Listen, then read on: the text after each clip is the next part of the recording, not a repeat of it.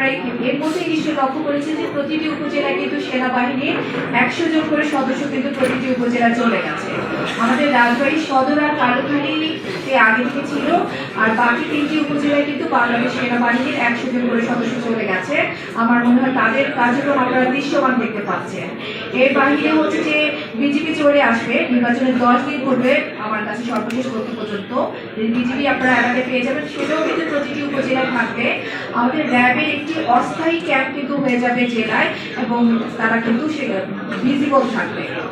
আর এর বাইরে কিন্তু গোয়েন্দা সংস্থা যেটা আমাদের এনএসআই এবং ডিসিএফআই তারাও কিন্তু কাজ করে যাচ্ছে। আর আমার ডানে বসা বাংলাদেশ জেলা পুলিশ যে রাজবাড়ী বাংলাদেশ পুলিশের যে সদস্য, তারা কিন্তু আপনারা আমার মনে হয় যে তারা যে আপনার চেক পয়েন্টগুলো বিভিন্ন উপজেলায় বা আর্মির সাথে একত্রিত হয়ে অথবা নিজেদের সেই কাজগুলো মনে হয় আমার মনে হচ্ছে যে আপনারা নিশ্চয়ই দৃশ্যমান দেখছেন। আর আচরণবিধি কিন্তু মোবাইল কোড আমরা কিন্তু বেশ অনেক আগে থেকেই করছি, কিন্তু যেহেতু প্রতীক বরাদ্দের কার্যক্রমটি ছিল আজকে এর আগ পর্যন্ত কিন্তু আমরা যতটা যে মাত্রায় করেছি তা থেকে কিন্তু আমাদের অ্যাকশনটা অনেক বেশি কঠোর মাত্রায় হবে। এবং আরেকটা জিনিস আমি অ্যাসিওর করতে চাই যে আমাদের এআরওদের যে ব্যাকএন্ডে আপনাদের যে নির্বাচনী কেন্দ্রগুলো প্রস্তুতির জন্য কিন্তু তারা কিন্তু নিভৃতে এবং অনেক অনেক পরিশ্রম করে যাচ্ছে।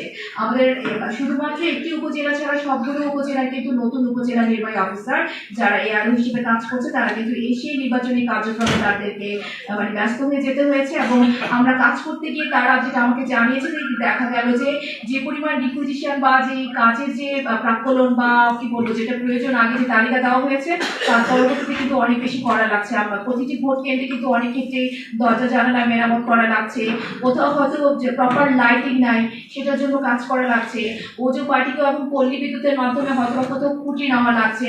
মানে ভোটের দিন যত নির্বিঘ্নে যত ভালোভাবে যে ভোট কার্যক্রম সম্পূর্ণ করা যায় সেই জন্য কিন্তু আমাদের উপজেলা নির্বাহী অফিসাররা কাজ করছে। আমাদের যে ভোট কেন্দ্রগুলোতে হচ্ছে রাস্তার সমস্যা আছে সেটাও কিন্তু এআরওরা সেগুলো নিয়ে কাজ করছে। এর বাইরেও যদি আপনাদের কোনো অবজারভেশন থাকে কোনো কেন্দ্রের এই যে অবকাঠামো রিলেটেড আপনারা কিন্তু আমাদের নজরে আনতে পারেন, এবং আমরা আপনাদের অ্যাসিওর করছি যে আমাদের লজিস্টিক বা আমাদের বরাদ্দ থাকা সাপেক্ষে আমরা কিন্তু সর্বোচ্চ পরিমাণ ফোর্স সেখানে দেবো।